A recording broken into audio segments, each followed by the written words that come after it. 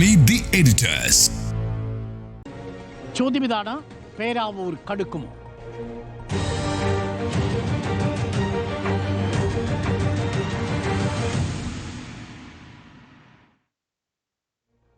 സ്മൃതി, 2006 പേരാവൂർ, നമ്മൾ ഇന്ന് കാണുന്ന പേരാവൂരായിട്ട് മണ്ഡല പുനഃക്രമീകരണത്തിലൂടെ വരുന്നത്. അതിനു മുൻപുണ്ടായിരുന്ന ചില പഞ്ചായത്തുകൾ മറ്റ് ഇടങ്ങളിലേക്ക് പോകുന്നു.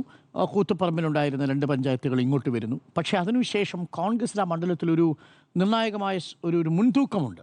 പക്ഷേ അതിനെ 2006 തന്നെ മറികടക്കുന്നുണ്ട് കെ ശൈലജ. പക്ഷേ 2011 പരാജയപ്പെടുന്നു, നിസ്സാര വോട്ടുകളാണ്. 2021 ആകുമ്പോഴേക്കും ഏകദേശം അതേ ഭൂരിപക്ഷത്തിലാണ് സണ്ണി ജോസഫ് വിജയിച്ച് കയറുന്നത്. അപ്പോൾ അത്ര വിജയം അസാധ്യമായൊരു മണ്ഡലമൊന്നുമല്ല പേരാവൂർ. പക്ഷേ സണ്ണി ജോസഫ് KPCC പ്രസിഡൻ്റാണ്, തുടർച്ചയായിട്ട് ആ മണ്ഡലത്തെ പ്രതിനിധീകരിച്ചു കൊണ്ടിരിക്കുന്ന MLA ആണ്. അവിടെയാണ് കെ ശൈലജ വരുന്നത്. നോക്കൂ, 60,693 വോട്ടിൻ്റെ ഭൂരിപക്ഷമാണ് മട്ടന്നൂരിൽ, മുഖ്യമന്ത്രി പിണറായിയേക്കാൾ ഭൂരിപക്ഷം. മത്സരം കടുക്കുമോ? മത്സരം കടുക്കുമെന്നുള്ളതാണ്. KPCC അധ്യക്ഷനും CPM കേന്ദ്ര കമ്മിറ്റി അംഗവും തമ്മിലുള്ള മത്സരം എന്ന രൂപത്തിലാണ് മണ്ഡലത്തിലെ മത്സരം ശ്രദ്ധേയമാവുക എന്നുള്ളതാണ്. ഈ പറഞ്ഞ പോലെ കണക്കുകൾ നോക്കുമ്പോൾ പേരാവൂരിൻ്റെ പൂർണ്ണമായും UDF മണ്ഡലമാണോ എന്ന് ചോദിച്ചാൽ അതിൻ്റെ ചരിത്രത്തിൽ അങ്ങനെയല്ല. 2006 NCPയിൽ നിന്നും CPM സീറ്റ് ഏറ്റെടുക്കുന്നത്. അതിനുശേഷമാണ് അവിടെ ആദ്യ മത്സരത്തിൽ കെ ശൈലജ മത്സരിക്കുന്നു. കെ ശൈലജ മത്സരിക്കുമ്പോൾ അപ്പുറത്തെ എതിരാളി പ്രൊഫസർ AD മുസ്തഫയാണ്. അന്ന് കെ ശൈലജയുടെ ഭൂരിപക്ഷം 9,099 വോട്ടുകളാണ്. പിന്നീട് 2011 സണ്ണി ജോസഫിനോട് കെ ശൈലജ തോൽക്കുന്നത് 3,440 വോട്ടിനാണ്.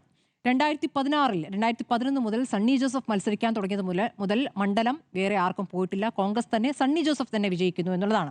2016 നിയമസഭാ തെരഞ്ഞെടുപ്പിൽ സണ്ണി ജോസഫിന്റെ ഭൂരിപക്ഷം 7,989. അതായത് സണ്ണി ജോസഫിന് ഏറ്റവും കൂടുതൽ ഭൂരിപക്ഷം കിട്ടിയ തെരഞ്ഞെടുപ്പ് 2016. 2021 നിയമസഭാ തെരഞ്ഞെടുപ്പ് പ്രധാനമാണല്ലോ. അത് ഇടത് തരംഗം ആഞ്ഞു വീശിയ തിരഞ്ഞെടുപ്പാണ് 2021. അതായത് തുടർ ഭരണത്തിലേക്ക് വന്ന 2021 തിരഞ്ഞെടുപ്പ്. അപ്പോൾ കണ്ണൂരിൽ ബാക്കി എല്ലാ മണ്ഡലങ്ങളും അടിപതറിയപ്പോഴും പേരാവൂരും ഇരിക്കൂറും UDFിനൊപ്പം നിന്നതാണ്. അവിടെ സണ്ണി ജോസഫ് ഭൂരിപക്ഷം പക്ഷേ കുറയുകയാണ്. 3,172 എന്ന ഭൂരിപക്ഷത്തിലേക്ക് എത്തുന്നു. അതായത് നേരത്തെ 2016 5.9% അദ്ദേഹത്തിന് കിട്ടിയതെങ്കിൽ 2021 ആകുമ്പോഴേക്കും 2.2% കുറയുന്നുണ്ട്. പക്ഷേ മണ്ഡലം നിലനിർത്തുന്നു. ഈ ഇടത് തരംഗത്തിലും ഒലിച്ചു പോകാതെ ആ മണ്ഡലം UDFിനൊപ്പം കോൺഗ്രസിനൊപ്പം നിൽക്കുന്നു എന്നുള്ളതാണ്. ആ നിലയ്ക്കാണ് ആ തെരഞ്ഞെടുപ്പിനെ കാണേണ്ടത്. ഇനി മണ്ഡലത്തിന്റെ പ്രത്യേകതകൾ നോക്കുകയാണെങ്കിൽ 30% കുടിയേറ്റ ക്രിസ്ത്യൻ ഭൂരിപക്ഷമുള്ള 30% ക്രിസ്ത്യൻ വോട്ടുകൾ ഉണ്ട് എന്നുള്ളത്. അപ്പോൾ പേരാവൂർ മണ്ഡലം എന്നുള്ളത് സണ്ണി ജോസഫിന്റെ സ്വന്തം നാടാണ്. ഓരോ വോട്ടറെയും നേരിട്ട് പേരെടുത്ത് വിളിക്കാവുന്ന തരത്തിൽ ബന്ധമുണ്ട് എന്നുള്ളതും സണ്ണി ജോസഫിന് അനുകൂലമായ ഒരു ഘടകമാണ്. രണ്ടാമത്തെ, അദ്ദേഹം അവിടെ ചില വികസന പ്രവർത്തനങ്ങൾ നല്ല രീതിയിൽ നടത്തി എന്നുള്ള അവകാശവാദം അവിടെ അദ്ദേഹം നടത്തുന്നുണ്ട്. ഏറ്റവും പ്രധാനമാകുന്നത് 10 വർഷത്തിന് ശേഷം തുടർഭരണത്തിന് ശേഷമുള്ള തിരഞ്ഞെടുപ്പ്. അപ്പോൾ ഭരണവിരുദ്ധ വികാരം അത് ഏത് രൂപത്തിൽ പ്രതിഫലിക്കും? അത് സണ്ണി ജോസഫിന്റെ ഭൂരിപക്ഷം കൂട്ടുമോ? അതോ ഈ ഭരണവിരുദ്ധ വികാരം MLAയുമായി ബന്ധപ്പെട്ടും ഉണ്ടാകാമല്ലോ. MLA തുടർച്ചയാകുന്നു എന്നുള്ള രൂപത്തിലുള്ള ഭരണവിരുദ്ധ വികാരം MLAക്കെതിരെ പ്രതിഫലിക്കുമോ? അങ്ങനെയെങ്കിൽ അത് കെ ശൈലജയ്ക്ക് എത്രത്തോളം ഗുണം ചെയ്യും എന്നുള്ളതാണ് ആലോചിക്കേണ്ടത്. ഇനി കെ ശൈലജയുമായി ബന്ധപ്പെട്ട കാര്യങ്ങളിലേക്ക് പോകേണ്ടതുണ്ട്. കെ ശൈലജ എന്ന വനിതാ നേതാവ്, CPMലെ ഏറ്റവും പ്രധാനപ്പെട്ട, കേരളത്തിലെ പ്രധാനപ്പെട്ട ഒരു വനിതാ നേതാവ്, ഏറ്റവും ഉയരത്തിൽ നിൽക്കുന്ന ഒരു വനിതാ നേതാവ്. ആ വനിതാ നേതാവിനെ എങ്ങനെയാണ് പാർട്ടി ട്രീറ്റ് ചെയ്യുന്നത്? ഇത് ഞാൻ CPMന്റെ കാര്യം മാത്രമായിട്ട് കാണുന്നില്ല കേട്ടോ. കോൺഗ്രസിലായാലും ഒരു സ്ഥാനത്തിന് അല്ലെങ്കിൽ അർഹമായ സ്ഥാനത്തിന് വേണ്ടി സ്ത്രീകൾ എങ്ങനെ ഫൈറ്റ് ചെയ്യേണ്ടി വരുന്നു എന്നൊരു വിഷയം അവിടെ ഒരു പ്രധാനപ്പെട്ട കാര്യമാണെന്ന് ഞാൻ കരുതുന്നു. ഇപ്പോൾ പേരാവൂരിലേക്ക് എന്തിനാണ് കെ ശൈലജയെ പരിഗണിക്കുന്നത്? പേരാവൂർ പിടിച്ചെടുക്കാനാണോ? അങ്ങനെയാണോ? കാരണം നമുക്കറിയാം, ഇതിനു മുമ്പ് CPM സെക്രട്ടറി ചേർന്ന സമയത്ത് എന്നെ എന്തുകൊണ്ട് ഒഴിവാക്കുന്നു എന്ന് കെ ശൈലജ ചോദിക്കുകയാണ്. 2 ടേം വ്യവസ്ഥയിൽ ബാക്കി പലരെയും ഒഴിവാക്കുന്നു എന്നുള്ള വരുമ്പോൾ കെ ശൈലജയും ഒഴിവാക്കുന്നുണ്ട്. കെ ശൈലജ ആഗ്രഹിച്ചിരുന്നത് മട്ടന്നൂരാണ്. മട്ടന്നൂർ അവർക്ക് ചോദിക്കാൻ എല്ലാ തരത്തിലും അവകാശമുണ്ട്. കാരണം 2021 നിയമസഭാ തെരഞ്ഞെടുപ്പിൽ കേരളത്തിലെ ഏറ്റവും വലിയ ഭൂരിപക്ഷം, പിണറായി വിജയനേക്കാൾ വലിയ ഭൂരിപക്ഷം അവർക്ക് കിട്ടിയിരുന്നു. 60,963 വോട്ടിന്റെ ഭൂരിപക്ഷമാണ്. അതെങ്ങനെയാണ് അവർക്ക് കിട്ടിയത് എന്നുള്ളതാണ്. 2016 ഇവിടെ ആരോഗ്യമന്ത്രിയായിരിക്കുമ്പോൾ അവിടെ കോവിഡും നിപ വ്യാധികളൊക്കെ പൊട്ടിപ്പുറപ്പെട്ടപ്പോൾ എങ്ങനെയാണ് ഒരു ആരോഗ്യമന്ത്രി അതിനെ നേരിട്ടത്? ആരോഗ്യമന്ത്രി എന്ന നിലയ്ക്ക് അവരെങ്ങനെയാണ് ജനങ്ങളിലേക്ക് ഇറങ്ങിച്ചെന്നത്? ആശുപത്രികളിൽ നിന്ന് ആശുപത്രിയിലേക്ക് അവർ ഇറങ്ങിപ്പോയത്? അത് രോഗം പടരും. നിപയുടെയൊക്കെ കാര്യമൊക്കെ നമുക്കറിയാം. എങ്ങനെ ഒരു വായുവിൽ നിന്ന് രോഗം പടരുന്ന സാഹചര്യത്തിലും അവർ മെഡിക്കൽ കോളേജിൽ പോയതും അതൊരു സിനിമയുമായിട്ടുണ്ടല്ലോ. അപ്പോൾ അത് PR ആണോ? അത് PR അല്ല. PR ആയിട്ടുള്ള സംഭവങ്ങൾ വേറെ ഉണ്ടായിട്ടുണ്ട്, പക്ഷേ ഇത് PR ആയിരുന്നില്ല. അവരവിടെ വളരെ ശക്തമായി തന്നെ പ്രവർത്തിച്ചിരുന്നു. ഇപ്പോൾ ഒരു ആരോഗ്യമന്ത്രി എന്ന നിലയ്ക്ക് അത്രയ്ക്കും അവർ പേരെടുത്തിരുന്നു, അത്രത്തോളം ആളുകൾ സ്നേഹിച്ചിരുന്നു. അതിനുശേഷം KK ശൈലജ, നമുക്കറിയാം ഈ കോവിഡ് കാലത്ത് കോവിഡ് കാര്യങ്ങളിൽ എന്തൊക്കെ ശ്രദ്ധ വേണമെന്നുള്ള വാർത്താ സമ്മേളനങ്ങൾ, ആ വാർത്താ സമ്മേളനത്തിൽ ആരോഗ്യമന്ത്രി മുഖ്യമന്ത്രിയും ചേർന്ന് നടത്തിയിരുന്ന വാർത്താ സമ്മേളനത്തിൽ നിന്നും ആരോഗ്യമന്ത്രി ഫ്രെയിമിൽ നിന്ന് ഔട്ടാകുന്നത് നമ്മൾ കാണുന്നു. പിന്നെ അത് പൂർണ്ണമായും മുഖ്യമന്ത്രിയിലേക്ക് പോവുകയാണ്. ആരോഗ്യമന്ത്രിയെ ഫ്രെയിമിൽ നിന്ന് പൂർണ്ണമായി ഔട്ടായിക്കൊണ്ട് 6:30 മുഖ്യമന്ത്രിയുടെ വാർത്താ സമ്മേളനം എന്ന രൂപത്തിലേക്ക് അത് മാറുന്നു. അപ്പോൾ അങ്ങനെ ഫ്രെയിം ഔട്ടാക്കി അങ്ങനെ പൂർണ്ണമായും അവരെ ഔട്ടാക്കിയോ എന്നൊരു ചോദ്യം അവിടെ വരുന്നുണ്ട്. കാരണം അന്ന് പിന്നെയുള്ള ഈ 2021 നിയമസഭാ തെരഞ്ഞെടുപ്പിൽ ഒരു വനിതാ മുഖ്യമന്ത്രി വരുമോ എന്നുള്ള വലിയ ചർച്ചകൾ, അവരെ സ്നേഹിക്കുന്നവരെ അല്ലെങ്കിൽ ആ കോവിഡ് കാലത്തെ സംഭവങ്ങളൊക്കെ പശ്ചാത്തലത്തിൽ ഒരു വനിതാ മുഖ്യമന്ത്രി വരുമോ എന്നുള്ള ചർച്ച വലിയ തോതിൽ നടന്നിരുന്നു. അതിനുശേഷം നമ്മൾ കേൾക്കുന്നത് എന്താണ്? പഴയ മന്ത്രിമാരാരുമില്ല, പുതുമുഖങ്ങൾ മാത്രം, മുഖ്യമന്ത്രിക്ക് മാത്രം 2ാം തവണയും നിൽക്കാം, പക്ഷേ ബാക്കിയുള്ളവരാരും, ബാക്കി മന്ത്രിമാരെല്ലാം പുതുമുഖങ്ങളായിരിക്കും എന്ന പേരിൽ അവരെ മന്ത്രിസ്ഥാനത്ത് നിന്നും പൂർണ്ണമായി ഒഴിവാക്കുന്നു. ഏറ്റവും വലിയ ഭൂരിപക്ഷത്തിൽ ജയിച്ച വനിതാ നേതാവിനെ ഒഴിവാക്കുന്നു. അതാണ് നമ്മൾ കണ്ടത്. അതിനുശേഷം അവരെ എവിടെയാണ് പിന്നെ പ്ലേസ് ചെയ്യുന്ന, മത്സരിപ്പിക്കാൻ നിർത്തുന്നത്? വടകരയിലാണ്. വടകരയിൽ ശക്തമായ പോരാട്ടത്തിനാണോ യഥാർത്ഥത്തിൽ അവരെ കൊണ്ടുവന്നതെന്ന ചോദ്യം അന്ന് തന്നെ ചർച്ചയായതാണ്. യഥാർത്ഥത്തിൽ വടകരയിൽ നിന്ന് മത്സരിച്ച് ജയിക്കുകയാണെങ്കിൽ ഈ കേരളത്തിൽ നിന്ന് കെട്ടുകെട്ടിക്കാം എന്ന രൂപത്തിൽ ചർച്ചകളും അന്നുണ്ടായിരുന്നു. അവരെ കേന്ദ്രത്തിലേക്ക് അല്ലെങ്കിൽ ദേശീയ തലത്തിലേക്ക് വിട്ടയച്ച ശേഷം ഇവിടെ നിന്ന് ഒഴിവാക്കുകയാണോ എന്ന ചർച്ചകളും അവിടെ ഉണ്ടായിരുന്നു. പക്ഷേ വടകരയിൽ ചില കാര്യങ്ങളിൽ ചില അബദ്ധങ്ങൾ വന്നിട്ടുണ്ട്. വടകരയിൽ ഈ അവരെ മത്സരിപ്പിക്കുമ്പോൾ വടകരയിലെ മത്സരത്തിൽ വോട്ടെടുപ്പിൻ്റെ തലേ ദിവസം ഈ KK ശൈലജ പറഞ്ഞ ഒരു കാര്യം എന്നുള്ളത്, കാഫിറായ സ്ത്രീ സ്ഥാനാർത്ഥിക്ക് വോട്ട് നൽകരുത് എന്നൊരു പ്രചാരണം അവിടെ നടക്കുന്നു എന്ന് പറഞ്ഞൊരു സ്ക്രീൻഷോട്ടുമായിട്ടാണ് അവരെത്തിയത്. യഥാർത്ഥത്തിൽ അത് KK ശൈലജ ആഗ്രഹിച്ചതാണോ, KK ശൈലജയെ കൊണ്ട് പറയിച്ചതാണോ എന്ന സംശയമുണ്ട്. കാരണം ആ തെരഞ്ഞെടുപ്പിലുടനീളം നടത്തിയിരുന്ന ഒരു പ്രചാരണ രീതി അത് ഒരു തരത്തിലും അംഗീകരിക്കാവുന്ന പ്രചാരണ രീതിയായിരുന്നു. ഒരു വർഗീയ ലൈനിലേക്ക് പോകുന്ന രൂപത്തിലുള്ള പ്രചാരണങ്ങൾ അവിടെ ഉണ്ടായിരുന്നു. അതിനുശേഷമാണ് ഈ കാഫിർ സ്ക്രീൻഷോട്ട് പ്രചരിപ്പിക്കുന്നത്. ആ ഷോട്ടിൻ്റെ എവിടെ നിന്നാണ് അതിൻ്റെ ഉത്ഭവം എന്നുള്ള അന്വേഷണം എവിടെ എത്തി നിൽക്കുന്നു എന്നൊരു ചോദ്യമുണ്ട്. LDF അതിൽ കേസ് നൽകുന്നു. സന്ദേശം വ്യാജമായി നിർമ്മിച്ചതാണെന്ന് കാണിച്ച് യൂത്തിൽ നൽകിയ കേസും രജിസ്റ്റർ ചെയ്തു. അതിനുശേഷം ഈ സ്ക്രീൻഷോട്ട് പ്രചരിപ്പിക്കപ്പെട്ട ഗ്രൂപ്പുകൾ പരിശോധിക്കുമ്പോൾ അമ്പാടിമുക്ക് സഖാക്കൾ അതിൻ്റെ അഡ്മിൻ മനീഷ് ആയിരുന്നു. പിന്നീട് പോരാളി ഷാജിയുടെ ഫേസ്ബുക്ക് പേജ് അതിൻ്റെ അഡ്മിൻ വഹാബായിരുന്നു. അഡ്മിന്മാരെ എന്തുകൊണ്ട് കേസിൽ പ്രതി ചേർക്കുന്നില്ല എന്ന Vadakara judicial first class magistrate കോടതി ചോദിച്ചിട്ടും പ്രതി ചേർത്തിട്ടില്ല എന്നുള്ളതാണ്. ആദ്യമായി സ്ക്രീൻഷോട്ട് പോസ്റ്റ് ചെയ്ത റിബേഷ് ആകട്ടെ പ്രാദേശിക DYFI പ്രവർത്തനമാണ്. ഇപ്പോൾ എവിടെ നിന്നാണ് ആ കാഫിർ സ്ക്രീൻഷോട്ട് വന്നതെന്ന് ഇപ്പോൾ ആ ചോദ്യം ചോദിക്കുമ്പോൾ ഉത്തരം കിട്ടുന്നുണ്ടോ? ആ ഉത്തരമില്ല. ഇപ്പോഴും അതിങ്ങനെ എന്താ പറയുക, വായുവിൽ നിൽക്കുകയാണ്. അതിന് ഉത്തരം കിട്ടാത്ത ചോദ്യമായി അവിടെ നിൽക്കുന്നു. അപ്പോൾ അതാണ് നമുക്ക് KK ശൈലജയുമായി ബന്ധപ്പെട്ട് കേട്ടുള്ള ഒരു കാര്യം. വടകരയിൽ വലിയ പരാജയം അവർക്ക് സംഭവിക്കുന്നു എന്നുള്ളതാണ്. 1,00,000-ൽ പരം വോട്ടുകൾക്കല്ലേ അവിടെ ഷാഫി പറമ്പിലിനോട് തോറ്റത്. അപ്പോൾ ലോക്സഭാ തെരഞ്ഞെടുപ്പിൽ 1,14,506 വോട്ടുകൾക്ക് പരാജയപ്പെടുത്തുന്ന രൂപത്തിലേക്ക് വടകരയിൽ അവരെ കൊണ്ട് പ്ലേസ് ചെയ്യുകയായിരുന്നു എന്നുള്ളതാണ്. ഇപ്പോൾ പേരാവൂരിലേക്ക് വരികയാണെങ്കിൽ മട്ടന്നൂർ ചോദിക്കുന്നു തന്നെ എന്തുകൊണ്ട് അവഗണിക്കുന്നു എന്ന് CPM സെക്രട്ടറിയിൽ ചോദിച്ച ശേഷം ഇളവ് നൽകുമ്പോൾ പേരാവൂരിൽ മത്സരിച്ചാൽ മതി എന്ന് പറയുന്നു. പേരാവൂർ പിടിച്ചെടുക്കാൻ തന്നെയാണോ അതോ പേരാവൂർ, അതായത് നിയമസഭയിലേക്ക് വരേണ്ട ഒരാൾ എന്ന രൂപത്തിലാണോ അവരെ കാണുന്നത് പാർട്ടി എന്നൊരു ചോദ്യമുണ്ട്. നിയമസഭയിൽ എന്തായാലും നിർബന്ധമായും ഉണ്ടായിരിക്കേണ്ട ഒരാൾ എന്നാണെങ്കിൽ വിജയസാധ്യതയുള്ള, ഉറപ്പായിട്ടും ജയിക്കാൻ സാധ്യതയുള്ള ഒരു സ്ഥലമാണ് കൊടുക്കേണ്ടത് പേരാവൂർ. അങ്ങനെയല്ല എന്നറിയാം. പഴയ ചരിത്രത്തിലേക്കൊക്കെ പോയി കഴിഞ്ഞാൽ ഇപ്പോൾ പല സമയത്തും ചാഞ്ചാട്ടം കാണിച്ചിട്ടുണ്ട്. കോൺഗ്രസിനെ ഏറ്റവും അധികം വിജയിപ്പിച്ചിട്ടുള്ള മണ്ഡലമാണ് എന്ന് പറയുമ്പോഴും 82-ൽ KP നൂറുദ്ദീൻ 126 വോട്ടിന് ജയിച്ചു. 96-ൽ KT കുഞ്ഞഹമ്മദ് 186 വോട്ട് ജയിച്ചു. ഇങ്ങനെയൊക്കെയുള്ള ചെറിയ വ്യത്യാസങ്ങളുണ്ട്. ഇപ്പോൾ സണ്ണി ജോസഫിന്റെ വിജയം നോക്കുകയാണെങ്കിൽ 3000 ചില വോട്ടുകൾക്ക് മാത്രമാണ് എന്നൊക്കെ പറയാമെങ്കിലും പേരാവൂരിലേക്ക് KK ശൈലജയെ കൊണ്ടുവരുന്നത് യഥാർത്ഥത്തിൽ എന്ത് അർത്ഥത്തിലാണ്? അപകടം പിടിച്ച മണ്ഡലത്തിൽ മാത്രം തുടർച്ചയായി പാർട്ടിയിലെ ഏറ്റവും പ്രധാനപ്പെട്ട വനിതാ നേതാവിനെ എന്തുകൊണ്ട് മത്സരിപ്പിക്കുന്നു എന്ന ചോദ്യം അത് പാർട്ടിക്ക് മുന്നിലേക്ക് എത്തുമ്പോൾ അതിന് ഉത്തരമാവുക പേരാവൂർ തെരഞ്ഞെടുപ്പിലെ ഫലം എങ്ങനെയായിരിക്കും എന്നുള്ളത്. അവിടെ KK ശൈലജയ്ക്ക് പരാജയമാണ് സംഭവിക്കുന്നതെങ്കിൽ ആ എന്താ പറയുക, ഈ ഒരു പോരാളി എന്ന ഇമേജ് പോലും അവർക്ക് ഇല്ലാതെയാകും എന്നുള്ളതാണ്. ആ നിലയ്ക്കാണോ അതിനെ ചെയ്യേണ്ടത് എന്നൊരു ചോദ്യമുണ്ട്. അത് ഞാനിപ്പോൾ CPM മാത്രമായിട്ട് പറയില്ല, കോൺഗ്രസിലും വനിതാ നേതാക്കൾ എങ്ങനെയൊക്കെ ബുദ്ധിമുട്ടുന്നുണ്ട് നമ്മൾ കൃത്യമായിട്ട് കാണുന്നതാണ്. പക്ഷേ ഇതിപ്പോൾ നമ്മുടെ വിഷയം പേരാവൂർ ആയതുകൊണ്ട് ഞാൻ കൃത്യമായി പറയുന്നു. എങ്ങനെയാണ് സ്ത്രീ നേതാക്കളെ പാർട്ടി പരിഗണിക്കുന്നതെന്നൊരു ചോദ്യം ഈ ഘട്ടത്തിൽ എൻ്റെ ഒരു സംശയമായി വരികയാണ്. നമുക്കൊരു ഇടവേള വേണം. ഇടവേളയ്ക്ക് ശേഷം തിരികെ വരാം. പിയാസിൽ കൂടി നമുക്കൊപ്പം ചേരുന്നുണ്ട് ടെലി ട്രാൻസ്പോർട്ടിംഗ് സ്റ്റുഡിയോ സംവിധാനം വഴി ഡൽഹിയിൽ നിന്നും. പേരാവൂരിൽ കെ ശൈലജയും KPCC അധ്യക്ഷനും നേർക്കുനേർ വരുമ്പോൾ മത്സരം കടുക്കുമോ എന്നുള്ളതാണ് ഇന്ന് മീറ്റ് ദ എഡിറ്റേഴ്സിലെ ചോദ്യം. നമുക്കൊപ്പം പിയാസിൽ കൂടി ചേരുന്നു ഡൽഹിയിൽ നിന്നും ടെലി ട്രാൻസ്പോർട്ടിംഗ് സ്റ്റുഡിയോ സംവിധാനം വഴി. പിയാസുനിൽ, ഗുഡ് ഈവനിങ് പിയാസുനിൽ. കഴിഞ്ഞ തവണ മട്ടന്നൂരിൽ 60,693 വോട്ടിൻ്റെ ഭൂരിപക്ഷമാണ്. മുഖ്യമന്ത്രി പിണറായി വിജയനേക്കാൾ 10,000-ലധികം വോട്ടിൻ്റെ ഭൂരിപക്ഷം കിട്ടിയാണ് കെ ശൈലജ ടീച്ചർ നിയമസഭയിലേക്ക് എത്തുന്നത്. ഇത്തവണ പേരാവൂരിലേക്ക് പോകുന്നു. 10 വർഷമായി അവിടെയുള്ളത് സണ്ണി വക്കീലാണ്. KPCC അധ്യക്ഷനെ പരാജയപ്പെടുത്തുക എന്ന രാഷ്ട്രീയ ദൗത്യമാണ് കെ ശൈലജ ഏറ്റെടുക്കാൻ പോകുന്നത്. മത്സരം കടുക്കുമോ? ഉറപ്പായും മത്സരം കടക്കുമെന്ന കാര്യത്തിൽ ഒരു സംശയം വേണ്ട. പേരാവൂർ എന്ന് പറയുന്ന മണ്ഡലം UDF മണ്ഡലമാണ്. അതിന്റെ ഒരു ചരിത്രം പരിശോധിച്ചാൽ UDFന് വലിയ മേൽക്കൈയുള്ള മണ്ഡലമാണ്. 2001 തെരഞ്ഞെടുപ്പ് കമ്മീഷൻ മണ്ഡല പുനർനിർണയം പൂർത്തിയാക്കിയെങ്കിലും 2008 അത് നിലവിൽ വരുന്നത്. അപ്പോൾ ആ മണ്ഡല പുനർനിർണയം നടക്കുന്നതിന് മുൻപ്, അത് നിലവിൽ വരുന്നതിന് മുൻപ് നടന്ന 2006 നിയമസഭാ തെരഞ്ഞെടുപ്പിലാണ് കെ ശൈലജ പേരാവൂരിൽ നിന്ന് വിജയിക്കുന്നത്. അതിനു മുൻപുള്ള തെരഞ്ഞെടുപ്പ് ഫലങ്ങളൊക്കെ തന്നെ നോക്കിയാൽ അവിടെ കോൺഗ്രസും UDFും ഒക്കെയാണ് വിജയിച്ചിട്ടുള്ളത് അധികം. അതിനുശേഷം പിന്നീട് 2011 മുതൽ സണ്ണി ജോസഫാണ് വിജയിക്കുന്നത്. 2011 സണ്ണി ജോസഫിനോട് ഏതാണ്ട് 3000-ലധികം വോട്ടിന്റെ ഭൂരിപക്ഷത്തിലാണ് കെ ശൈലജ പരാജയപ്പെടുന്നത്.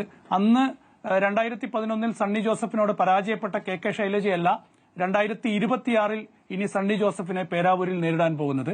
അതേപോലെ തന്നെ 2011 കെ ശൈലജയെ പരാജയപ്പെടുത്തിയ സണ്ണി ജോസഫല്ല 2026 കെ ശൈലജയെയും നേരിടാൻ പോകുന്നത്. അങ്ങനെ കേരള രാഷ്ട്രീയത്തിലെ വളരെ പ്രധാനപ്പെട്ട 2 മുഖങ്ങളാണ്. കെ ശൈലജ എന്ന് പറയുന്നത് CPIMന്റെ കേന്ദ്ര കമ്മിറ്റി അംഗമാണ്.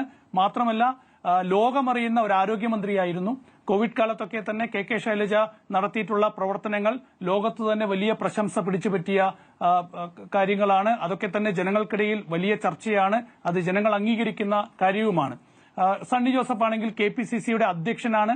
അപ്പോൾ സംസ്ഥാനത്തെ കോൺഗ്രസിന്റെ അധ്യക്ഷനെയാണ് കെ ശൈലജ നേരിടാൻ പോകുന്നതെന്ന് പറയുന്നത്. പാർട്ടി അങ്ങനെ തീരുമാനിക്കുകയാണെങ്കിൽ, CPIMന്റെ അന്തിമ തീരുമാനം അങ്ങനെ വരികയാണെങ്കിൽ, ഞാൻ മനസ്സിലാക്കുന്നത് സണ്ണി ജോസഫിനെ പരാജയപ്പെടുത്താൻ ശക്തയായ ഒരു സ്ഥാനാർത്ഥിയെ CPIM പേരാവൂരിൽ രംഗത്തിറക്കുന്നുവെന്നതാണ്. കഴിഞ്ഞ നിയമസഭാ തെരഞ്ഞെടുപ്പിൽ 3172 വോട്ടിന്റെ ഭൂരിപക്ഷം മാത്രമാണ് സണ്ണി ജോസഫിന് പേരാവൂരിൽ കിട്ടുന്നത്. UDFന്റെ ഉറച്ച മണ്ഡലമായിട്ട് പോലും. തദ്ദേശ തെരഞ്ഞെടുപ്പിൽ UDFന് നല്ല മേൽക്കൈ പേരാവൂരിൽ കിട്ടിയിട്ടുണ്ട്. പക്ഷേ എങ്കിൽ പോലും ഇത്തവണ ഒന്ന് ആഞ്ഞു പിടിച്ചാൽ പേരാവൂർ ഒരുപക്ഷെ LDFന് അനുകൂലമായി വരാനുള്ള സാധ്യത CPIMും LDFും കണക്കാക്കുന്നു. അതിന്റെ ഭാഗമായിട്ടാണ് മട്ടന്നൂരിൽ ഈ പറഞ്ഞതുപോലെ വലിയ ഭൂരിപക്ഷത്തിൽ 60,000-ലധികം ഭൂരിപക്ഷത്തിൽ വിജയിച്ച കെ ശൈലജയെ പേരാവൂരിലേക്ക് കൊണ്ടുവന്ന് സണ്ണി ജോസഫിനെതിരെ നിർത്താനുള്ള CPIMന്റെ തീരുമാനം എന്ന് പറയുന്നത് അതൊരു ഒതുക്കലായിട്ട് ഞാൻ കാണുന്നില്ല. കാരണം CPIM പലപ്പോഴും സ്ഥാനാർത്ഥി നിർണയത്തിലൊക്കെ തന്നെ ഒതുക്കൽ എന്നതിനപ്പുറത്തേക്ക് ഓരോ സ്ഥാനാർത്ഥികളെ നോക്കി ശക്തരായ സ്ഥാനാർത്ഥികളെ ഇറക്കുക എന്നൊരു ശൈലിയാണ് CPIMന്റേത്. ഇപ്പോൾ മട്ടന്നൂരാണെങ്കിലും അതുപോലെ തന്നെ ധർമ്മടത്താണെങ്കിലും അതുപോലെ കൂത്തുപറമ്പിലോ അല്ലെങ്കിൽ കല്യാശ്ശേരിയിലോ ഒക്കെ ആണെങ്കിൽ ഏത് CPM ചിഹ്നത്തിനാണ് വോട്ട്. അവിടെ CPIMന്റെ ആര് നിന്നാലും മത്സരിക്കും. അവിടെ ഒരു ശക്തയായ അല്ലെങ്കിൽ ശക്തരായ ഒരു സ്ഥാനാർത്ഥി വേണമെന്ന് തന്നെയില്ല. അവിടെ CPIMന്റെ ഏത് സ്ഥാനാർത്ഥി നിന്നാലും വിജയിക്കും. പക്ഷെ പേരാവൂരിൽ അങ്ങനെയല്ല.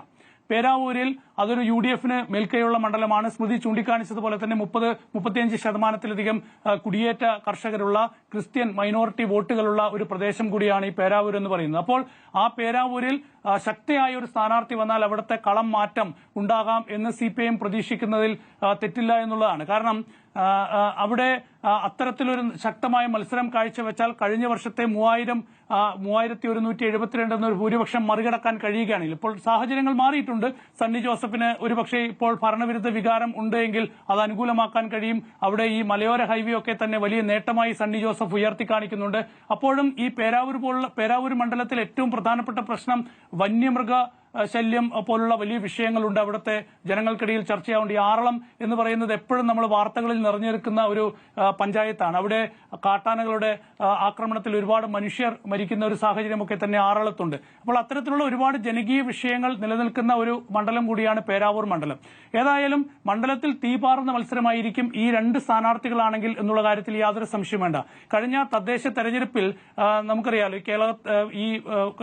നമ്മൾ ഇതിന്റെ ഒരു പഞ്ചായത്തുകൾ പരിശോധിച്ചു കഴിഞ്ഞാൽ പേരാവൂർ, അതുപോലെ തന്നെ കേളകം, കൊട്ടിയൂര്, കണിച്ചാറ്, അതുപോലെ ഉള്ള മണ്ഡലങ്ങളൊക്കെ നോക്കിയാൽ UDF-നാണ് മേൽക്കൈയുണ്ടായിരുന്നത്. കഴിഞ്ഞ തവണ എനിക്ക് തോന്നുന്നു കേളകം, അതുപോലെ കണിച്ചാർ തുടങ്ങിയ പഞ്ചായത്തുകൾ LDF-ന് കിട്ടിയ പഞ്ചായത്തുകളായിരുന്നു. ഈ തദ്ദേശ തെരഞ്ഞെടുപ്പിൽ അതെല്ലാം UDF പിടിച്ചിട്ടുണ്ട്. ഇരിട്ടി ഗ്രാമപഞ്ചായത്ത്, ഇരിട്ടി നഗരസഭ LDF-ന് കിട്ടിയിട്ടുണ്ട്, പേരാവൂർ കിട്ടിയിട്ടുണ്ട്, അതുപോലെ തന്നെ മയ്യങ്കുന്ന്, ഒരു മുഴക്കുന്ന്, അങ്ങനെ ഒരു പഞ്ചായത്ത് കൂടി LDF-ന് ഈ തെരഞ്ഞെടുപ്പിൽ കിട്ടിയിട്ടുണ്ട്. ബാക്കിയെല്ലാം പഞ്ചായത്തുകളും കഴിഞ്ഞ തദ്ദേശ തെരഞ്ഞെടുപ്പിൽ UDF-ന് അനുകൂലമായിട്ടാണ് പോയത്. ഏതായാലും അങ്ങനെ UDF-ന് അനുകൂലമായി നിൽക്കുമ്പോഴും അവിടെ LDF-ന് കൃത്യമായൊരു കോർ വോട്ടുണ്ട്.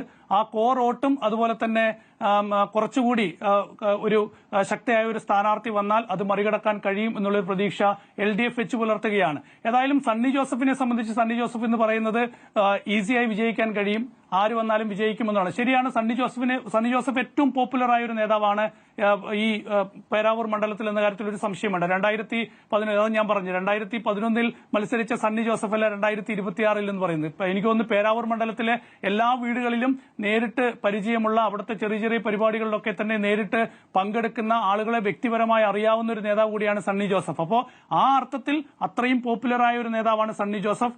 അതിനപ്പുറത്ത് KK ശൈലജ എന്ന് പറയുന്നത് എല്ലാവർക്കും അറിയാവുന്ന ഒരു നേതാവാണ്. പ്രത്യേകിച്ച് പ്രശസ്തയായ ഒരു പൊളിറ്റിക്കലി കുറച്ചുകൂടി പോപ്പുലർ ആയിട്ടുള്ള ഒരു നേതാവ് കൂടിയാണ്. അതുകൊണ്ട് വളരെ ശ്രദ്ധേയമായ മത്സരമായിരിക്കും. കേരളത്തിലെ 140 മണ്ഡലങ്ങളിൽ ഈ പേരാവൂര് ഈ സ്ഥാനാർത്ഥികളാണ് വരുന്നതെങ്കിൽ മത്സരം എന്നുള്ളത്. ഏതായാലും അക്കാര്യത്തിൽ അന്തിമ തീരുമാനം CPIM എടുക്കാൻ പോകുന്നതേ ഉള്ളൂ.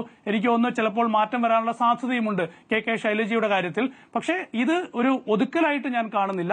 ഇത് ശക്തയായ ഒരു സ്ഥാനാർത്ഥിയെ പേരാവൂരിൽ സണ്ണി ജോസഫിനെ കൊണ്ട് മുന്നിൽ എതിർക്കാനായി നിർത്താനുള്ള ഒരു തീരുമാനത്തിന്റെ ഭാഗമായിട്ടാണെന്നാണ് ഞാൻ മനസ്സിലാക്കുന്നത്.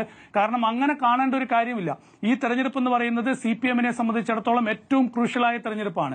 കാരണം ഇത്തവണ തെരഞ്ഞെടുപ്പിൽ വിജയിക്കുക എന്ന് പറയുന്നത് ഇന്ത്യൻ രാഷ്ട്രീയത്തിൽ തന്നെ കേരളത്തിൽ ഇടതുപക്ഷത്തെ സംബന്ധിച്ച് വളരെ പ്രധാനപ്പെട്ടതാണ്. ഈ തെരഞ്ഞെടുപ്പിൽ കേരളം നഷ്ടമായാൽ ഇന്ത്യയിൽ ഒരു സംസ്ഥാനത്തും അധികാരത്തിലില്ലാത്ത പാർട്ടിയായി CPIM-ഉം ഇടതുപക്ഷവും മാറാൻ പോവുകയാണ്. അതുകൊണ്ട് എങ്ങനെയെങ്കിലും ഇത്തവണ പരമാവധി സീറ്റുകൾ ഉറപ്പാക്കുക എന്നതാണ്. അപ്പോൾ ശക്തരായ സ്ഥാനാർത്ഥികളെ കളത്തിലിറക്കുക.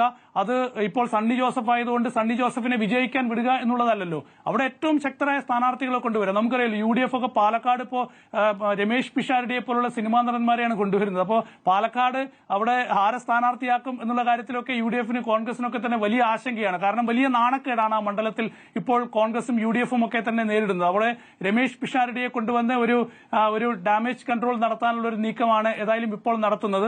അപ്പോൾ ആ UDF ആണ് ഇപ്പോൾ പേരാവൂരിൽ KK ശൈലജ വരുമ്പോൾ ശൈലജയെ ഒതുക്കാനുള്ള നീക്കമാണ് എന്നൊക്കെ പറയുന്നത്. ഏതായാലും നമുക്ക് കാത്തിരുന്ന് കാണാം. പക്ഷേ CPM-നെ സംബന്ധിച്ച് CPM പേരാവൂരിന്റെ കാര്യത്തിൽ പ്രതീക്ഷിക്കുന്നത് ഒരുപക്ഷെ ഹാർഡ് വർക്ക് ചെയ്താൽ, നന്നായി പ്രവർത്തിച്ചാൽ ചിലപ്പോൾ പേരാവൂർ പിടിച്ചെടുക്കാൻ കഴിയും എന്നുള്ളത് കൊണ്ട് തന്നെയാണ്. അതുകൊണ്ടാണ് ഇത്രയും UDF-ന് അനുകൂലമുണ്ടെങ്കിൽ പോലും അവിടെ വലിയ പ്രതീക്ഷയോടെ KK ശൈലജയെ മുന്നോട്ട് വെക്കുന്നതെന്നാണ് ഞാൻ മനസ്സിലാക്കുന്നത്. ഓക്കെ മധു, ഇപ്പോൾ പ്രതിപക്ഷത്തിൻ്റെ ഒരു ആരോപണം KK ശൈലജയെ ഒതുക്കാൻ വേണ്ടിയാണ് നിങ്ങൾ ആ മണ്ഡലത്തിലേക്ക് മാറ്റുന്നത് എന്നാണ് പേരാവൂരിൽ. പക്ഷേ പാർട്ടിയുടെ ചരിത്രത്തിൽ ഇപ്പോൾ പിണറായി വിജയൻ മത്സരിച്ചത് ധർമ്മട മണ്ഡലത്തിൽ നിന്ന് മാത്രമല്ല, കൂത്തുപറമ്പിൽ നിന്ന് 2 തവണ 3 തവണ മത്സരിച്ചിട്ടുണ്ട്, പയ്യന്നൂരിൽ നിന്ന് മത്സരിച്ചിട്ടുണ്ട്, പിന്നീടാണ് ധർമ്മടത്തേക്ക് മത്സരിക്കാൻ വരുന്നത്. അപ്പോൾ നമ്മുടെ ശൈലജ ടീച്ചർ തന്നെ 4 തവണ MLA ആയിട്ടുണ്ട്. 4 തവണ MLA മണ്ഡലങ്ങൾ 2 തവണ കൂത്തുപറമ്പിൽ നിന്ന് MLA ആയിട്ടുണ്ട്, ദെൻ പേരാവൂരിൽ നിന്നായിട്ടുണ്ട്, ഇപ്പോൾ മട്ടന്നൂരിൽ നിന്നായിട്ടുണ്ട്. അപ്പോൾ 20 വർഷം MLA ആയിട്ടുണ്ട് ശൈലജ ടീച്ചർ. അപ്പോൾ ഒതുക്കുകയാണ് എന്നുള്ളൊരു പ്രതിപക്ഷത്തിന്റെ ആരോപണമുണ്ട്. മത്സരം കടുക്കുവോ? ആരോപണം നമ്മൾ കേട്ടിരുന്നോ? ഞാൻ കേട്ടില്ല. അങ്ങനെ പറഞ്ഞു. എന്താണ് കേട്ടിരുന്നോ? അങ്ങനെ സ്മൃതി എന്താ പറഞ്ഞത്? അല്ലല്ല, ഒതുക്കുകയാണോ എന്നൊരു ആരോപണം ഉണ്ടെന്നല്ലേ പറഞ്ഞത്? എന്നാണ് ഞാൻ പറഞ്ഞത്. എനിക്ക് സംശയമുണ്ട്. പ്രതിപക്ഷത്തിലുണ്ട് ആ സംശയം. അതുകൊണ്ടാണ്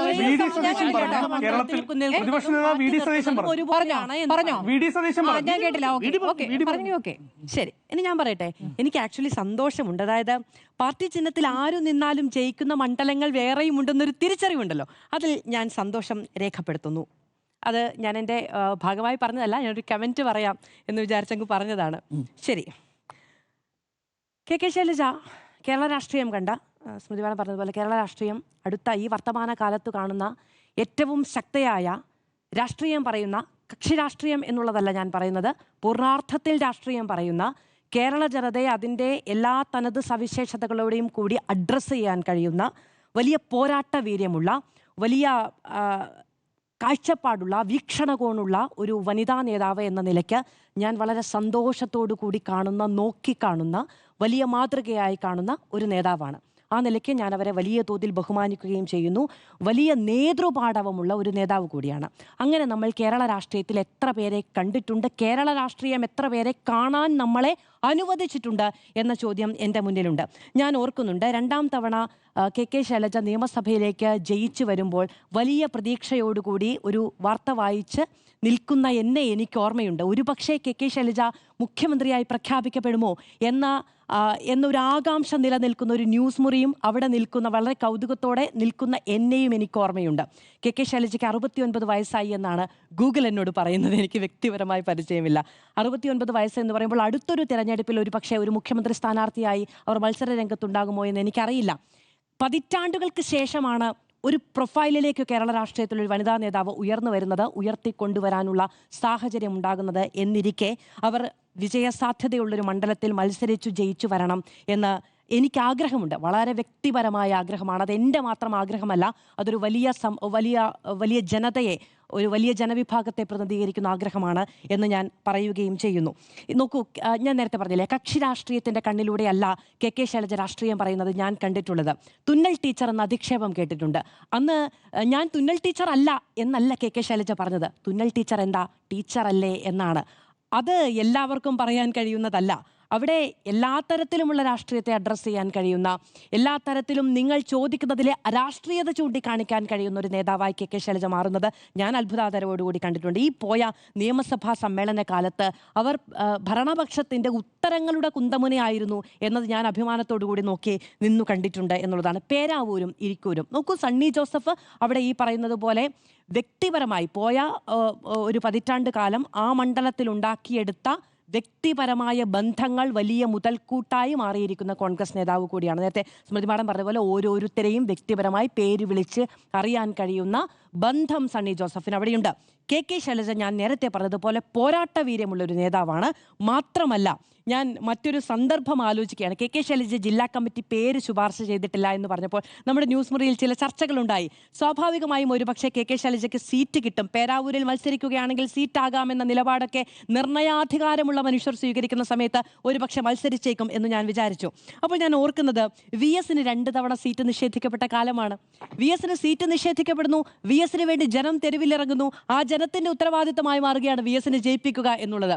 ഇപ്പോൾ കെ ശൈലജയ്ക്ക് സീറ്റില്ലേ എന്ന ആശങ്ക ഉണ്ടാവുകയാണ്. പക്ഷേ സീറ്റ് പേരാവൂരിലേക്ക് അവർ മത്സരിക്കുമെന്ന് ഏറെക്കുറെ ഉറപ്പായിട്ടുമുണ്ട്. അപ്പോൾ കെ ശൈലജയെ ജയിപ്പിക്കുക എന്ന് പറയുന്നത് ധാർമ്മികമായ ഒരു വലിയ വിഭാഗത്തിന്റെ കെ ശൈലജ ടീച്ചറെ ഇഷ്ടപ്പെടുന്ന മനുഷ്യരുടെയും ഇടതുപക്ഷത്തിൻ്റെയും ഒക്കെ ഉത്തരവാദിത്തമായി പ്ലേസ് ചെയ്യപ്പെടുകയാണ്. അത് ഒരു രാഷ്ട്രീയ കൗതുകമുള്ളൊരു കാഴ്ചയാണ് എന്ന് ഞാൻ വിചാരിക്കുന്നു. ഞാൻ ഇന്ന് വളരെ കൗതുകത്തോടു കൂടി കണ്ട മറ്റൊരു ദൃശ്യം എന്ന് പറയുന്നത്, സണ്ണി ജോസഫുമൊപ്പം കെ ശൈലജയും കുറേ വർഷങ്ങൾക്ക് മുൻപ് ഒരു മത്സര സമയത്ത് വോട്ട് ചോദിച്ചു പോകുന്ന ദൃശ്യങ്ങളാണ്. രണ്ടുപേരും കുറച്ചുകൂടി ചെറുപ്പമായിരുന്നു. രണ്ടുപേരും വളരെ ആർജവത്തോടു കൂടി ജനങ്ങളിലേക്ക് ഇറങ്ങിച്ചെന്ന് സംസാരിക്കുന്ന, ഇപ്പോഴും ആ ആർജവം കാത്തുസൂക്ഷിക്കുന്ന ആളുകളൊക്കെയാണ്. ഞാൻ ആലോചിക്കുകയാണ്, വടകര തെരഞ്ഞെടുപ്പിൽ കെ ശൈലജ സ്ഥാനാർത്ഥിയാകുന്നു.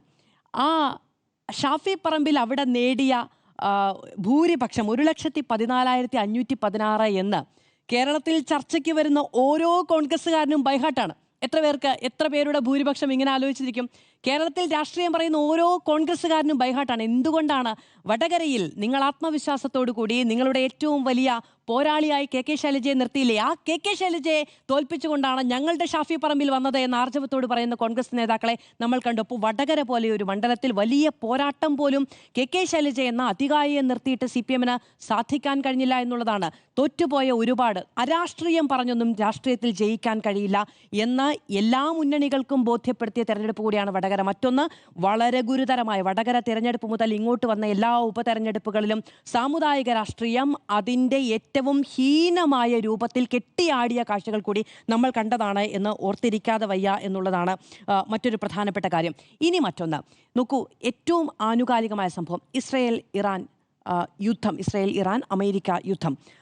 കഴിഞ്ഞ തവണയും അവിടെ ഈ പേരാവൂർ മണ്ഡലത്തിൽ, ഈ പേരാവൂരും ഇരിക്കൂരും പറഞ്ഞല്ലോ, റബ്ബർ വെട്ടുക, കോൺഗ്രസിന് വോട്ട് ചെയ്യുക എന്ന് എൻ്റെ ഒരു മാധ്യമ സുഹൃത്ത് ഒരിക്കൽ എന്നോട് പങ്കുവെച്ചു. അവിടെയുള്ള ആളുകളുടെ ഒരു പൊതു സ്വഭാവമാണ്, ഒരു കോമൺ ഗ്രൂപ്പിൽ ഉൾപ്പെടുത്താമെങ്കിൽ. പക്ഷെ അതിന് മാറ്റം സംഭവിച്ചിട്ടുണ്ട്, ശരിയാണ്. നേരിയ ഭൂരിപക്ഷമൊക്കെയാണ് കഴിഞ്ഞ നിയമസഭാ തെരഞ്ഞെടുപ്പുകളിലൊക്കെ ഉണ്ടായിട്ടുള്ളത്. എന്നിരുന്നാലും അതൊരു കോൺഗ്രസ് അനുകൂല മണ്ഡലമാണ്. കെ ശൈലജയെ മുൻനിർത്തി വലിയ പോരാട്ടം വരാൻ കഴിയുമെന്നാണ് വിചാരിക്കുന്നത്. സാമുദായിക സമവാക്യങ്ങൾ, ക്രിസ്ത്യൻ മുസ്ലിം ന്യൂനപക്ഷ വോട്ടുകൾ എങ്ങനെ കേന്ദ്രീകരിക്കുന്നത് ഇത്തവണ നിർണായകമായിരിക്കും അവിടെ എന്നത് പ്രധാനമാണ്. കഴിഞ്ഞ തവണയും അതിൻ്റെ അലയൊലികൾ ആ മണ്ഡലത്തിലുണ്ടായിരുന്നു. 2 തവണ ഏരിയ സെക്രട്ടറിമാരെയാണ് നിർത്തിയത്. സ്ത്രീ വോട്ടുകൾ വലിയ തോതിൽ സമാഹരിക്കാൻ കഴിഞ്ഞിട്ടില്ല. ഇത്തവണ കെ ശൈലജ നിൽക്കുമ്പോൾ സ്ത്രീ വോട്ടുകൾ കൂടി സമാഹരിക്കാൻ കഴിയും എന്നിടത്ത് CPM പ്രതീക്ഷ വെക്കുന്നുണ്ട് എന്നാണ് ഞാൻ വിചാരിക്കുന്നത്. 2006 ശൈലജ ടീച്ചർക്ക് പിടിച്ചെടുക്കാൻ കഴിഞ്ഞ മണ്ഡലമാണ്. ആ ശൈലജ ടീച്ചർ അതിനേക്കാൾ ശക്തിയായി അവിടെ ചെല്ലുമ്പോൾ വീണ്ടും പിടിച്ചെടുക്കാൻ കഴിയുമെന്ന് പാർട്ടി പ്രതീക്ഷിക്കുന്നുണ്ടെങ്കിലൊക്കെ ആ പ്രതീക്ഷയാണ്. പക്ഷേ ഈ തീരുമാനത്തിന് പിന്നിലെന്ന് ശൈലജ ടീച്ചർ വിശ്വസിക്കുന്നുണ്ടോ എന്ന് എനിക്കറിയില്ല. അപ്പോൾ പിന്നെ നമ്മൾ വിശ്വസിക്കുന്നതിലും വിശ്വസിക്കാതിരിക്കുന്നതിലും എത്ര ആത്മാർത്ഥതയുണ്ട്. നമ്മൾ തന്നെ വായിച്ച വാർത്തകളിൽ ഈ പറഞ്ഞ സെക്രട്ടേറിയറ്റിലെ യോഗത്തിൽ പറഞ്ഞിരുന്നത് എന്നെ എന്തുകൊണ്ട് പരിഗണിക്കുന്നില്ല എന്ന ചോദ്യത്തിന് ശേഷമാണ് അങ്ങനെയെങ്കിൽ പേരാവൂർ എന്ന തീരുമാനത്തിലേക്ക് വരുന്ന അവർ ആഗ്രഹിച്ചത്. പേരാവൂരാണെങ്കിൽ മത്സരിക്കാം എന്ന് നിർണയാധികാരമുള്ള മനുഷ്യരുടെ മുന്നിലേക്ക് പാർട്ടിയല്ല അത് തീരുമാനം വെക്കുന്നു, അവരത് അംഗീകരിക്കുന്നു. എന്തായാലും മത്സരിക്കാൻ തയ്യാറാവുകയാണെങ്കിൽ വലിയ പോരാട്ടം ഉണ്ടാകും. ആ പോരാട്ടം കാണാൻ വളരെ കൗതുകത്തോടെ ഇരിക്കുന്ന ഒരാളാണ് ഞാനും ഒരു മാധ്യമപ്രവർത്തകൻ എന്ന നിലയ്ക്ക് പറഞ്ഞു വെക്കുന്നു. KPCC അധ്യക്ഷൻ സണ്ണി ജോസഫും കെ ശൈലജ ടീച്ചറും പേരാവൂരിൽ മത്സരിക്കാൻ ഇറങ്ങുമ്പോൾ മത്സരം കടുക്കുമോ എന്നുള്ളതാണ് ചോദ്യം. മത്സരം കടുക്കും എന്ന് തന്നെയാണ് എൻ്റെ പക്ഷം. അതിനു മുമ്പ് നേരത്തെ നമ്മുടെ ചർച്ചയിൽ ഉരുത്തിരിഞ്ഞ 2 പ്രധാനപ്പെട്ട പരാമർശങ്ങളോട് പ്രതികരിക്കാതെ പോകുന്നത് ശരിയല്ല. ഒന്ന്, ഒതുക്കാനുള്ള ശ്രമമാണോ എന്ന് ചിലർക്കെങ്കിലും സംശയമുണ്ടാവുന്നു. രണ്ടാമത്തത്, ഈ സ്ത്രീ പ്രാതിനിധ്യം എന്നുള്ളത് എത്രമേൽ ബുദ്ധിമുട്ടിയാണ് നേരിടുന്നത് എന്ന ശരിയായൊരു പ്രസ്താവന സ്മൃതിയുടെ ഭാഗത്തു നിന്നുണ്ടായി. അത് ശരിയുമാണ്. നമ്മുടെയൊക്കെ രാഷ്ട്രീയ ഇടങ്ങളിലേക്ക് സ്ത്രീകൾ കടന്നു വരുന്നതിന് അവർ നേരിടുന്ന ബുദ്ധിമുട്ടുകൾ, അത് ആ സാമൂഹിക വ്യവസ്ഥ ഇപ്പോഴും പാകമാകാത്തൊരു സാഹചര്യമുണ്ട് എന്ന് പറയുമ്പോഴും എനിക്കൊരു കാര്യം നമ്മുടെ സഹപാനലിസ്റ്റുകളോട് ചോദിക്കാനുണ്ട്. നിങ്ങളുടെ ഓർമ്മയിൽ PK ജയലക്ഷ്മി അല്ലാതെ മറ്റേതെങ്കിലും ഒരു കോൺഗ്രസ് വനിതാ മന്ത്രിയുടെ പേര് തെളിഞ്ഞു വരുന്നുണ്ടോ? മുഖ്യമന്ത്രിയാവാൻ ഒരു വനിതാ നേതാവിൻ്റെ പേര് എപ്പോഴെങ്കിലും കേരളത്തിൽ കോൺഗ്രസ് നേതൃത്വം ചർച്ച ചെയ്തിട്ടുണ്ടോ? കെ ശൈലജയെ പോലെ. ഇനി ഒരു കണക്കൂടി ഞാൻ പറയാം. അത് ആര് കോൺഗ്രസാ? KR ഗൗരിയമ്മയെ ഏറ്റവും പ്രധാനപ്പെട്ട തസ്തികയിലേക്ക് എത്തിച്ചിരിക്കുന്നത് മന്ത്രിയാക്കിയത് ഇടതുപക്ഷമാണ്. അതേ KR ഗൗരിയമ്മയെ മുഖ്യമന്ത്രി സ്ഥാനത്തേക്ക് കൊണ്ടുവരുന്നതിനെ കുറിച്ചുള്ള ചർച്ചകൾ നടന്നു. പിന്നീട് സുശീല ഗോപാലന്റെ പേര് നിർദ്ദേശിക്കുന്ന സാഹചര്യം ഇതൊക്കെ നമ്മൾ കണ്ടതാ. നോക്കൂ, എത്രയെത്ര വനിതാ മന്ത്രിമാരുടെ പേര്. അത് പോരാ എന്നാണ് എൻ്റെ അഭിപ്രായം. എങ്കിൽ പോലും കോൺഗ്രസിനെ അപേക്ഷിച്ച് എത്രയധികം സ്ത്രീ പ്രാതിനിധ്യമാണ് LDF മിനിസ്റ്റർ കൊടുത്തിരിക്കുന്നത്. ഈ മന്ത്രിസഭയിൽ നോക്കൂ, കേരളത്തിൽ നിങ്ങൾക്ക് കോൺഗ്രസ് വനിതാ മന്ത്രിമാരുടെ പേര് ഓർമ്മയുണ്ടോ എന്ന ചോദ്യത്തിന് മുന്നിൽ പകച്ചു നിൽക്കുമ്പോൾ കേരളത്തിലെ വനിതാ മന്ത്രിമാരുടെ പേര് എണ്ണി പറഞ്ഞാൽ പ്രേക്ഷകർ ഉത്തരവില്ല. തുടക്കത്തിലേ പറഞ്ഞു കേട്ടോ, കോൺഗ്രസും CPM-ഉം പൊതുവെ രാഷ്ട്രീയ പാർട്ടികളൊക്കെ തന്നെ എടുക്കുന്നത് അതിൽ ഒരു അപവാദം BJP ആണ്. BJP പലപ്പോഴും എന്തൊക്കെ പറഞ്ഞാൽ അവർ വനിതകളെ കൊണ്ടുവരികയും അവരെ പ്രോത്സാഹിപ്പിക്കുകയും കൂടുതൽ സ്ഥാനാർത്ഥികളെ നിർത്തുകയും ചെയ്യുന്നുണ്ട്. ഭരിക്കാത്തല്ല, നല്ല പോരാട്ടം തന്നെ നടക്കുന്നുണ്ട്. നല്ല പോരാട്ടം കാഴ്ചവെക്കുന്ന സംസ്ഥാനങ്ങളിൽ എങ്ങനെയാണ് വെട്ടുന്നതെന്ന് നമുക്ക് കാണാമല്ലോ. ഉത്തരേന്ത്യയിൽ എന്റെ പോയിന്റ് ഇതാണ്. അപ്പോൾ നമുക്കതിനെ സമീകരിക്കാനാവില്ല എന്നുള്ളതാണ് എൻ്റെ ആദ്യത്തെ പോയിന്റ്. ഇടതുപക്ഷത്തെയും കോൺഗ്രസിനെയും നമ്മൾ താരതമ്യം ചെയ്യാനേ കഴിയില്ല എന്നുള്ളതാണ്. സ്ത്രീ പ്രാതിനിധ്യവുമായി ബന്ധപ്പെട്ട വിഷയത്തിൽ ഇത്തവണ 3 വനിതാ മന്ത്രിമാരുണ്ട് ഈ മന്ത്രിസഭയിൽ. റെക്കോർഡാണ്. അത്രയും പോരാ എന്നതാണ് എൻ്റെ പക്ഷം. ചുരുങ്ങിയത് 5 or 6 വനിതാ മന്ത്രിമാരെങ്കിലും ഒരു മന്ത്രിസഭയിൽ എത്തുമ്പോഴാണ് ആ വനിതാ പ്രാതിനിധ്യം ശരിയാവുക. പക്ഷേ കോൺഗ്രസിൻ്റെ എവിടെ? ഇതുവരെയുള്ള ചരിത്രത്തിൽ എത്ര വനിതാ മന്ത്രിമാരുണ്ടായിട്ടുണ്ട്? ഉത്തരയില്ലല്ലോ. ആകെയുള്ളത് ഒരാളുടെ പേരെടുത്ത് കാണിക്കുക. ആ മന്ത്രി എവിടെ? ആ മന്ത്രിക്ക് പിന്നീട് കോൺഗ്രസിൽ എന്തെങ്കിലും സ്ഥാനം കൊടുത്തോ? കോൺഗ്രസിലെ വനിതാ പ്രധാനമന്ത്രിയും പാർട്ടി അധ്യക്ഷയും വനിതാ പ്രധാനമന്ത്രിക്ക് ശേഷം സ്വന്തം നിലയിൽ ആർജിച്ചെടുത്ത് ഇന്ദിരാഗാന്ധിയുടെ കേൾക്കൂ, പാർട്ടി അധ്യക്ഷയുമായി മാറിയതിനു ശേഷം എങ്ങനെയാണ് പിന്നീട് വിവിധ സംസ്ഥാനങ്ങളിൽ വനിതാ മന്ത്രിമാരെ വെട്ടിയതെന്നുള്ളത് നമ്മുടെ ചരിത്രമില്ല. അത് പറഞ്ഞാൽ മതി. പക്ഷേ സമീകരിക്കാനുള്ള ശ്രമം നടന്നു എന്നുള്ളത് കൊണ്ടാണ് എനിക്കതിനകത്ത് വിശദീകരിക്കുന്നത്. അതാണ് ഏബിൾ ആയത്. അതാണ് രണ്ടാമത്തെ പോയിന്റ്. അതിനു മുമ്പ് ഞാനിത് പറഞ്ഞു നിർത്തോട്ടെ സ്മൃതി. അപ്പോൾ കഴിഞ്ഞ തവണ 2 വനിതാ മന്ത്രിമാരുണ്ടായിരുന്നു. KK ശൈലജയും മേഴ്സിക്കുട്ടിയമ്മയും. ഏറ്റവും കരുത്തുറ്റ നേതാവാണ് മേഴ്സിക്കുട്ടിയമ്മ. മേഴ്സിക്കുട്ടിയമ്മയെ ഒതുക്കിയതാണോ? മേഴ്സിക്കുട്ടിയമ്മയ്ക്ക് അങ്ങനെ അഭിപ്രായമില്ലല്ലോ. മേഴ്സിക്കുട്ടിയമ്മയെ ഒതുക്കിയതാണെന്ന് അഭിപ്രായം മേഴ്സിക്കുട്ടിയമ്മയ്ക്കില്ല. KK ശൈലജയെ മത്സരിക്കാൻ വരുന്ന സമയത്ത്. അതായത് ഈ CPM-ലെ മന്ത്രിമാരുടെ കാര്യത്തിൽ ഒരു പ്രധാനപ്പെട്ട കാര്യം എന്താണെന്ന് വെച്ചാൽ, അവർ ഭരിക്കുന്ന സമയത്തും അവരവരുടെ മണ്ഡലത്തിൽ തുടർന്നു കഴിഞ്ഞാൽ KK ശൈലജ ടീച്ചറെ പ്രതിപക്ഷം ആക്ഷേപിച്ചത് എങ്ങനെയൊക്കെയാ? നിപ്പ റാണി അല്ലേ, കോവിഡ് റാണി നിപ്പ എന്താണ് റോക്സ് അങ്ങനെ എന്തൊക്കെ പേരുകളാണ്, തുന്നൽ ടീച്ചർ എന്ന് പറഞ്ഞ് പരിഹസിക്കുക. മണ്ഡലം മാറുന്ന സമയത്ത് അപ്പോഴേക്ക് കുറേയധികം വാഴ്ത്തുപാട്ടുകളുണ്ട്. എന്തായിരുന്നു കെ ശൈലജ ടീച്ചർ? അന്താരാഷ്ട്ര അംഗീകാരം കിട്ടിയില്ലേ? നിപ്പയുടെ കാര്യത്തിൽ, കോവിഡ് കാലത്തിൽ അതിനെയൊക്കെ പിടിച്ചുകെട്ടി ഏറ്റവും മികച്ച മന്ത്രിയായിരുന്നില്ലേ എന്നുള്ളതാണ്. എന്നാൽ മട്ടന്നൂരിലാണ് കെ ശൈലജ ടീച്ചർ മത്സരിക്കുന്നതെങ്കിലോ ഈ വാദങ്ങളൊന്നും തന്നെ പ്രതിപക്ഷത്തിനുണ്ടാവില്ല. അപ്പോൾ പിന്നെ വരുന്നത് എന്താ? നിങ്ങൾ പി കിറ്റിൽ അഴിമതി കാണിച്ചവരല്ലേ എന്നുള്ളതാണ്. മണ്ഡലം മാറി പേരാവൂരിലേക്ക് വരുന്ന സമയത്ത് ഒതുക്കാൻ ശ്രമിക്കുന്നു എന്ന് പറയുന്നതാണ് CPM-ന്റെ എല്ലാ കാലത്തെ നേതാക്കൾ നേരിട്ട് ദുര്യോഗം. CPM-ലെ നേതാക്കളെ കുറിച്ച് മനുഷ്യർ, അതായത് പ്രതിപക്ഷം നല്ലത് പറയണമെന്നുണ്ടെങ്കിൽ ഒന്നുകിൽ അവർ കാലം ചെയ്യണം, രണ്ടാമത് അതല്ലെങ്കിൽ പിന്നീട് അവർ മണ്ഡലത്തിൽ നിന്ന് മാറി മറ്റൊരു മണ്ഡലത്തിലേക്ക് കടുത്ത മത്സരത്തിലേക്ക് പോകുമ്പോൾ ഒതുക്കി എന്ന പ്രചരണത്തിന് വേണ്ടിയിട്ട് പോസിറ്റീവായിട്ട് നോട്ട് എഴുതണം. ഇതാണ് കെ ശൈലജ ടീച്ചറിൻ്റെയും കാര്യത്തിൽ സംഭവിക്കുന്നത്. അതുകൊണ്ട് ഒതുക്കി എന്നൊരു അഭിപ്രായം എനിക്ക് ഈ ഘട്ടത്തിലില്ല. മട്ടന്നൂരിൽ നിന്നാണെങ്കിലും ശരി, പേരാവൂരിൽ നിന്നാണെങ്കിലും ശരി, കെ ശൈലജയെ പോലെ ഒരു ടീച്ചർ അല്ലെങ്കിൽ ഒരു MLA ജയിച്ചു വരേണ്ടത് എന്തുകൊണ്ടാണ് എന്ന് സ്മൃതി കൃത്യമായി തന്നെ പറഞ്ഞു വെച്ചിട്ടുണ്ട്. ഒരു PR വർക്കുമായിരുന്നില്ല ശൈലജ ടീച്ചറിന്റെ ആരോഗ്യമന്ത്രി എന്ന നിലയിലുള്ള പ്രവർത്തനം എന്ന് പറഞ്ഞത് നമ്മുടെ സ്മൃതി പരുത്തിക്കാരാണ്. അത് കേൾക്കുമ്പോൾ എനിക്ക് സന്തോഷമുണ്ട്. കാരണം എന്താ? മനസ്സിലായില്ല, അതെന്താ അങ്ങനെ? എനിക്ക് സന്തോഷമുണ്ട്. അല്ല, അതൊരു പ്രത്യേക സന്തോഷം. എനിക്ക് ശരിയായ സൂചനയല്ല. എന്റെ അഭിപ്രായത്തെ എനിക്ക് വിട്ടുതരിക. അല്ല, അതല്ലാതെ സ്മൃതി പറഞ്ഞ ഒരു വാദത്തോട് ഞാൻ യോജിക്കുമ്പോൾ സ്മൃതിക്ക് എതിരെ അസ്വസ്ഥത. എനിക്ക് അസ്വസ്ഥതയല്ല. പ്രത്യേക സന്തോഷം എന്ന് പറയുമ്പോൾ ബാക്കിയെല്ലാം സന്തോഷമുണ്ട്. ഞാൻ എപ്പോഴും സ്ത്രീപക്ഷ നിലപാടെടുക്കുന്ന ആളാണ്. പറഞ്ഞ ഒരു വാദം ഇവിടെ നിന്ന് എനിക്ക് അംഗീകരിക്കുന്നതിൽ സന്തോഷമുണ്ടെന്നാണ് പറഞ്ഞത്. വളരെ അപൂർവമായി മാത്രമേ നമ്മൾ തമ്മിൽ യോജിക്കാറുള്ളൂ പല വിഷയങ്ങളിലും. ഈ വിഷയത്തിൽ ഞാൻ യോജിക്കുന്നു. എന്താണ്, എങ്ങനെയാണ് ആരോഗ്യവകുപ്പ് മന്ത്രി എന്ന നിലയിൽ കെ ശൈലജ ടീച്ചർ പ്രവർത്തിച്ചത് എന്ന് സ്മൃതി വളരെ കൃത്യമായിട്ട് പറഞ്ഞു. ആ ഒറ്റ കാര്യം മതി പേരാവൂരിൽ ജയിക്കാൻ. കെ ശൈലജ ടീച്ചർ അങ്ങനെ പറയരുത്. അങ്ങനെയാണ് ശേഷം ഇപ്പോ ഈ ലോക്സഭാ തെരഞ്ഞെടുപ്പിൽ അവർ മത്സരിച്ചല്ലോ. സംഭവിച്ചു രണ്ട് തെരഞ്ഞെടുപ്പ് സാഹചര്യങ്ങളല്ലേ. നിയമസഭയിൽ പ്രവർത്തിക്കുന്നത് പോലെയാണോ അവിടെ നരേന്ദ്രമോദി എതിരിടാൻ വേണ്ടിയിട്ട് രാഹുൽ ഗാന്ധി ഞാൻ പൂർത്തീകരിച്ചോട്ടെ. അങ്ങനെ കോൺഗ്രസിന്റെ നേതൃത്വത്തിൽ ഒരു വലിയ ചലഞ്ച്, വെല്ലുവിളി കൊടുക്കുന്ന ഒരു സാഹചര്യത്തിൽ ഒരു പക്ഷേ നരേന്ദ്രമോദിക്കെതിരായിട്ടുള്ളൊരു ജനവിധി വരുമെന്നും അവിടെ കോൺഗ്രസിന്റെ നേതൃത്വത്തിൽ ഒരു കേന്ദ്ര മന്ത്രിസഭ വരുമെന്നും ഒക്കെ പ്രതീക്ഷിച്ചിരുന്ന ആളുകളാണ് ഷാഫിക്ക് വോട്ട് കൊടുക്കുന്നത്. മാത്രമല്ല അവിടെ കൃത്യമായ കൺസോളിഡേഷൻ സംഭവിച്ചു എന്നുള്ളത് നമ്മുടെ വിശകലനത്തിൽ തന്നെ നമ്മൾ പറഞ്ഞിട്ടുള്ള കാര്യമാണ്. പക്ഷേ അതേപോലെയല്ല പേരാവൂരിൽ സണ്ണി ജോസഫിന് വ്യക്തമായ മുൻതൂക്കമുണ്ട് ഈ ഘട്ടത്തിൽ. പക്ഷേ ശൈലജ ടീച്ചർ വരുമ്പോൾ മാറിയേക്കാവുന്ന മണ്ഡലമാണ്. അത് ഞാൻ പറയാൻ പോകുന്നതേ ഉള്ളൂ. ഞാൻ ആദ്യഘട്ടത്തിൽ ഈ രണ്ടെണ്ണമാണ് പറയാൻ വന്നത്. അതായത് ഇവിടെ നടന്ന ചർച്ചയുടെ അടിസ്ഥാനത്തിൽ LDF-നെയും UDF-നെയും സ്ത്രീ പ്രാതിനിധ്യത്തിന്റെ കാര്യത്തിൽ താരതമ്യം ചെയ്യാനേ കഴിയില്ല, പ്രത്യേകിച്ച് മന്ത്രിസഭയിലെ വനിതാ മന്ത്രിമാരുടെ ഓർമ്മിച്ചെടുത്തു. രണ്ടുപേര് തിരിച്ച് അങ്ങോട്ട് പറയാം. ഈ മന്ത്രിസഭയിൽ തന്നെ 3 പേരുണ്ട്. അങ്ങയുടെ ഊഴത്തിലേക്ക് കടക്കുന്നതിന് മുമ്പ് ഞാൻ ഒരു സെന്റൻസ് പറയട്ടെ. കേരള രാഷ്ട്രീയത്തിൽ എന്നാണ് ഞാൻ പ്രേക്ഷകർക്ക് കൺഫ്യൂഷൻ ഉണ്ടാകാതിരിക്കാൻ വേണ്ടിയിട്ടാണ് പറഞ്ഞത്. ഇടതുപക്ഷത്തെന്നോ കോൺഗ്രസ് പക്ഷത്തുനിന്നോ UDF പക്ഷത്തുനിന്നോ എന്നുള്ള പരാമർശമല്ല ഞാൻ നടത്തിയത്. എനിക്ക് പ്രേക്ഷകരോട് സംസാരിക്കണം. കേരള രാഷ്ട്രീയത്തിൽ എന്നാണ് പറഞ്ഞത്. അതും ഞാൻ ഇപ്പോൾ ഉറച്ചു നിൽക്കും. ചർച്ചയിൽ ഉയർന്നു വന്ന രണ്ടുപേരും പറഞ്ഞതിൽ നിന്ന് ഞാൻ മനസ്സിലാക്കിയത് കേരളത്തിൽ കെ ശൈലജയെ മട്ടന്നൂർ മണ്ഡലത്തിൽ നിന്ന് പേരാവൂർ മണ്ഡലത്തിലേക്ക് കൊണ്ടുപോകുന്നത് ഒതുക്കാനാണോ എന്ന സംശയം ഒരാൾക്ക്. 2, രാഷ്ട്രീയ പ്രാതിനിധ്യം സ്ത്രീകൾക്ക് ബുദ്ധിമുട്ടാണ്, ഇവിടെയും സമാനമായ രീതിയിൽ ഒരു ഒതുക്കൽ സംഭവിച്ചിട്ടുണ്ട് എന്ന ധ്വനി, ആ ധ്വനിക്ക് രാഷ്ട്രീയ പ്രസക്തി ഇല്ലെന്ന് പറയാൻ വേണ്ടിയാണ് ഞാൻ പറഞ്ഞത്. എന്തുകൊണ്ടെന്നാൽ ഇടതുപക്ഷത്തെയും കോൺഗ്രസിനെയും നമുക്ക് ഈ വിഷയത്തിൽ സമീകരിക്കുക സാധ്യമല്ല. എന്ന് പറയുന്നത് പിന്നെ ധ്വനി ഉണ്ടാകുന്നു. ഒന്നാമത്തെ ആ സമീകരണമല്ല നമ്മുടെ വിഷയം. ഞാൻ പറഞ്ഞു തീർക്കട്ടെ, അതിനുശേഷം നമുക്ക് ചർച്ചയ്ക്ക് സമയമുണ്ട്. 5 മിനിറ്റ് നമുക്ക് ചർച്ച ചെയ്യാം. ഈ പറഞ്ഞ വസ്തുതയോട് നിങ്ങൾക്ക് വിയോജിപ്പില്ലല്ലോ? അല്ല, ഈ സ്ത്രീ വനിതാ പ്രാതിനിധ്യത്തിന്റെ കാര്യത്തിൽ LDF-ഉം UDF-ഉം താരതമ്യം ചെയ്യാനേ കഴിയില്ല. അങ്ങനെ വലിയ വലിയ വലിയ വ്യത്യാസം എന്നൊന്നും പറയാൻ പറ്റില്ല. താങ്കൾ പറയും മുഖ്യമന്ത്രി നിലയിൽ മുഖ്യമന്ത്രി സ്ഥാനാർത്ഥിയായിട്ട് മുഖ്യമന്ത്രി എന്ന നിലയിൽ പോലും ഒരു വനിതാ മന്ത്രി വരത്തക്ക രീതിയിൽ ഗൗരിയമ്മയുടെ കാര്യത്തിലും കെ ശൈലജയുടെ കാര്യത്തിലും സംഭവിച്ചതുപോലെ കേരളത്തിൽ ഒരു കോൺഗ്രസ് നേതാവിന്റെ കാര്യത്തിൽ എന്ത് സംഭവിച്ചു എന്നാണ് ഞാൻ വിശദീകരിച്ചത്. ഈ പേരാവൂർ എന്ന മണ്ഡലത്തിൽ കെ ശൈലജയുടെ പേര് വരുന്നത് പോലും എങ്ങനെയാണ് തന്നെ അവഗണിക്കുന്നു എന്ന കാര്യം അവർ യോഗത്തിൽ പറഞ്ഞ ശേഷം അങ്ങനെയെങ്കിൽ പേരാവൂർ എന്ന് പറയുന്നത് അവിടെ ശക്തമായ മണ്ഡലത്തിലേക്ക് കെ ശൈലജ ആദ്യം തീരുമാനിക്കുകയായിരുന്നില്ല. 20 വർഷമാണ് ശൈലജ ടീച്ചർ MLA ആയത്. 20 വർഷം. ഒരു തവണ പരാജയപ്പെട്ടു. നോക്കൂ, 5 തവണ ഇതിനകം തന്നെ MLA സ്ഥാനത്ത് മത്സരിക്കാനായിട്ട് ഒരു കമ്മ്യൂണിസ്റ്റ് നേതാവിനെ സംബന്ധിച്ച് ഒരു അവസരം കിട്ടുക എന്നുള്ളത് വലിയ കാര്യമാണ്. കാര്യം ആ പാർട്ടിയുടെ അടിസ്ഥാനമായിട്ടുള്ള രീതി എന്ന് പറയുന്നത് തന്നെ ഈ കോൺഗ്രസിന്റെ രീതിശാസ്ത്രം വെച്ച് പാർട്ടി അളക്കാൻ പറ്റില്ല. കാര്യം എന്താ, കോൺഗ്രസിനെ സംബന്ധിച്ച് MLA ആവുക, മന്ത്രിയാവുക അങ്ങനെയല്ല.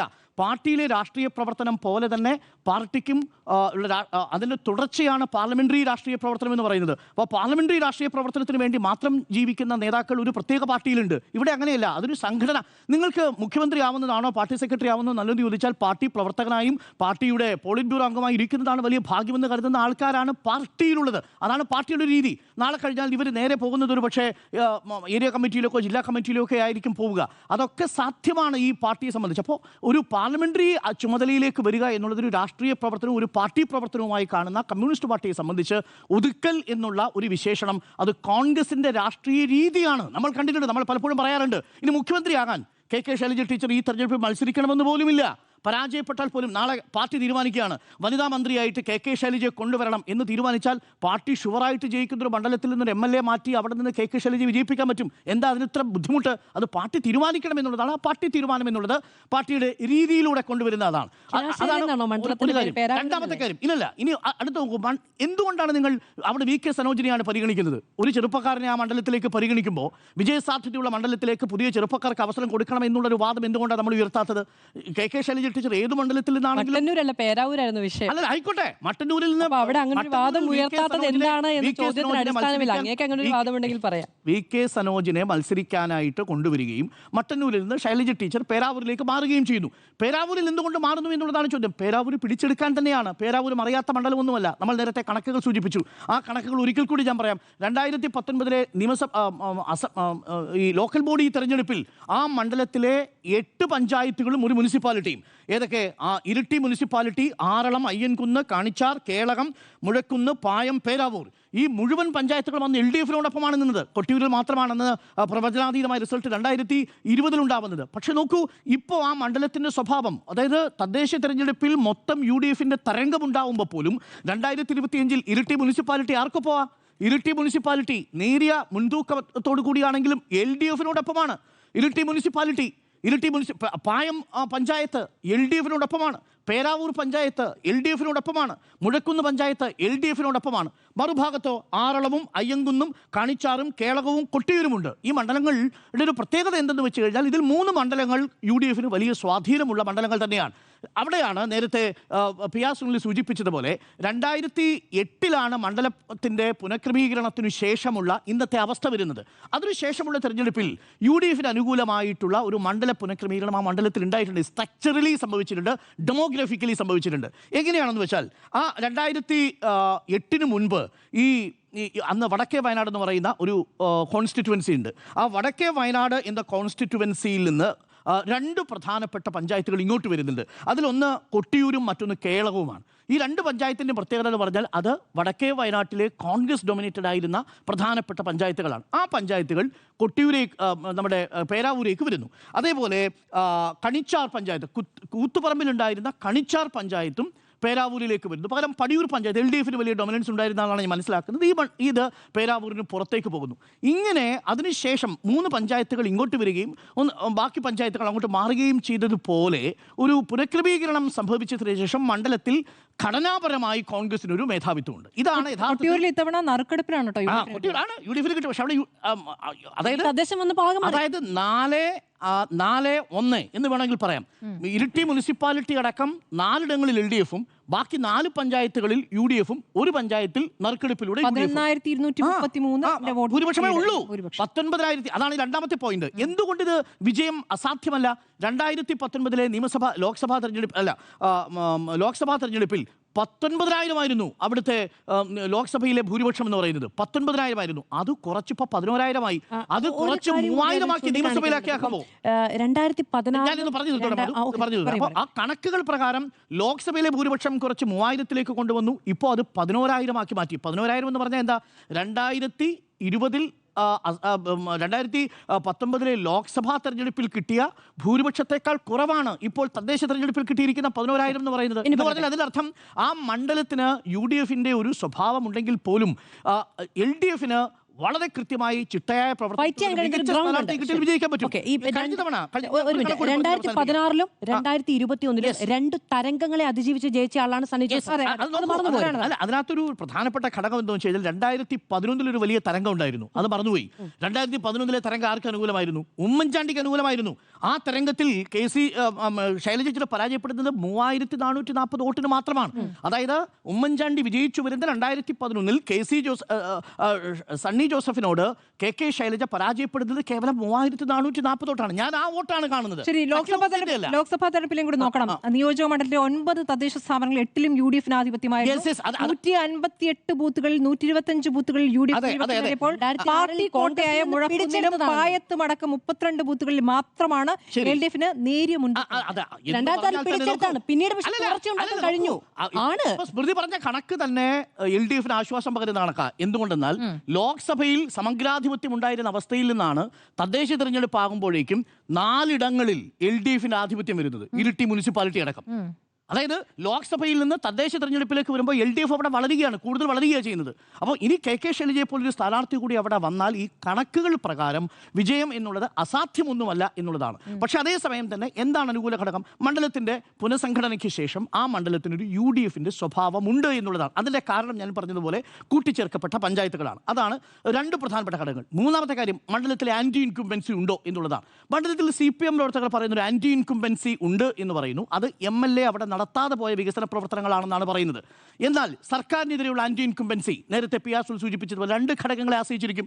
അതിലൊന്ന് വന്യജീവികളുമായി ബന്ധപ്പെട്ട പ്രശ്നങ്ങൾ, മലയോര കുടിയേറ്റ കർഷകരുമായിട്ട് ബന്ധപ്പെട്ട പ്രശ്നങ്ങൾ. 2 സഭ വളരെ നിർണായകമാണ്. ഇതിൽ 4-5 പഞ്ചായത്തുകളിൽ വളരെ പ്രധാനപ്പെട്ടതാണ്. ആറളം, അയ്യങ്കുന്ന്, അതേപോലെ കേളകം, കൊട്ടിയൂർ, പായം, ഈ പഞ്ചായത്തുകളിലൊക്കെ തന്നെ സഭയുടെ നിലപാടുകൾ വളരെ വളരെ പ്രധാനപ്പെട്ടതാണ്. ഈ 2 ഫാക്ടറുകളെയും മറ്റിടങ്ങളിലെ പോലെയല്ല സഭ പറയുന്നത് കേൾക്കുന്ന കർഷകരാണ് എന്നുള്ളതാണ്. അപ്പോൾ ഈ 2 ഘടകങ്ങളും പേരാവൂരിൽ വളരെ വളരെ നിർണായകമായിട്ടുള്ള ഘടകങ്ങളാണ്.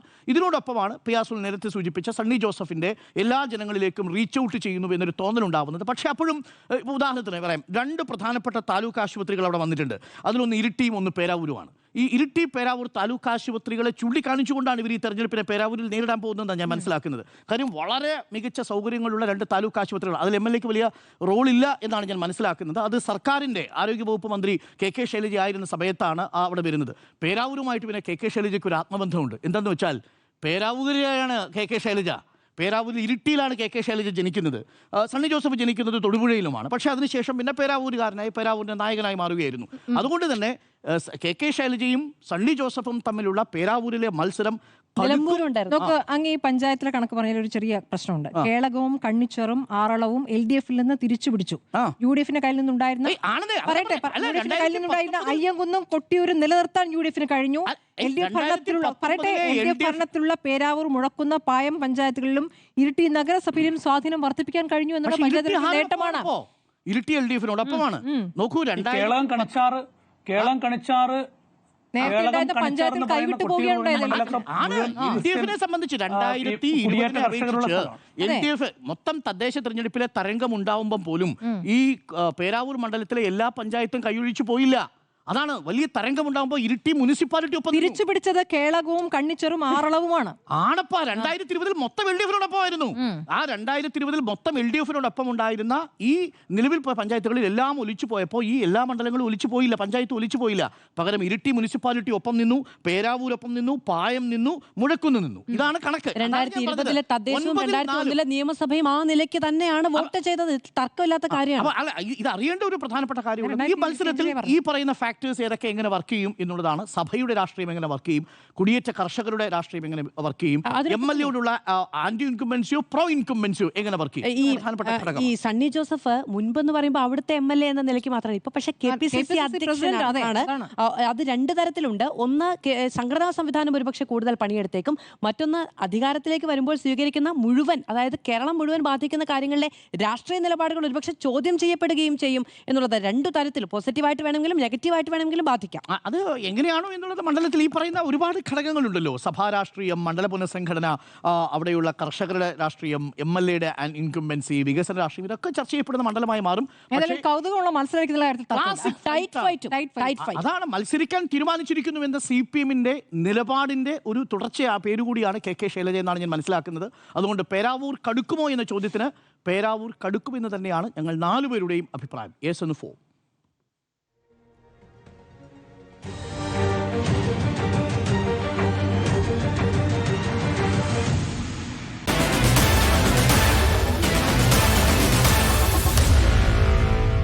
Meet the editors.